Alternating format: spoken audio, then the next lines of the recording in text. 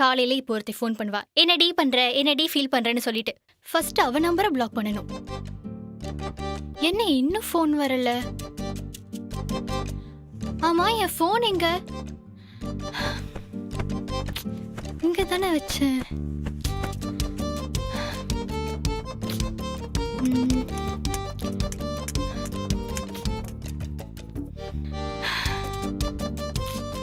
என்ன எங்க தேடியும் காணோம். இந்த பையன் நம்ம ஃபோன் எடுத்து வச்சுட்டு கேம் ஆடுவானே. ஒருவேளை நேற்று சரக்கு போட்டுட்டு வந்து நம்ம ஃபோன் எடுத்து ஒளிச்சு வச்சுட்டு ஏதாவது ட்ராமா பண்றானோ? அவன்கிட்ட தான் ஃபோன் இருக்கும். அவனு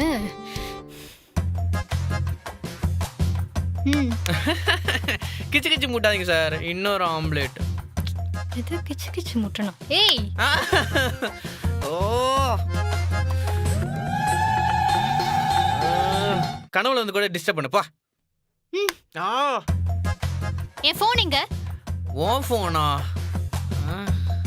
என் ஃபோனை ஒளிச்சு வச்சுட்டு விளையாடுறது தான் உனக்கு ரொம்ப பிடிக்குமே. போதையில் என் ஃபோனை நீ என்ன பண்ண? உன் ஃபோன் ஒன்றும் நானா எடுக்கல. கடைசி நாள் அதுமா எமோஷனல் ட்ராமா பண்ண பாக்குறியா? ஏதாவது பண்ணி என் மனசை கலைச்சிடலான்னு பாக்குறியா? வாய்ப்பே இல்ல. நான் ரொம்ப ஸ்ட்ராங்கா இருக்கேன். நீ என்ன பண்ணாலும் என் மனசை மாத்தவே முடியாது. ஒழுங்கா என் போனை கொடுத்துரு, இல்லனா I will call the police. ஏய், கூப்பிடுவோம் போலீஸ. ராமன், ராமன். இப்ப எதுக்கு அவரை கூப்பிடுற? அவர் என்ன பண்ண? ஐயோ, அவரே துரத்தி விட்டியா? எனக்கு இருந்ததே அவர் ஒருத்தர் தான். ராமன், ராமன் சார் எங்க போயிருப்பாரு? சரி, நான் ஃபோன் பண்ணி பார்க்கறேன். என் ஃபோனையும் காணும். ஓவர் டிராமா பண்ணாதடா. அந்த போன்ல தான் என் மொத்த கதையும் கிளைமேக்ஸும் இருக்கு. ஆனா சத்தியமா சொல்றேன், என் ஃபோனையும் காணும். ஒரு ஐடியா, பக்கத்து வீட்டு ஃபோன்ல இருந்து கால் பண்ணி பாப்போம்.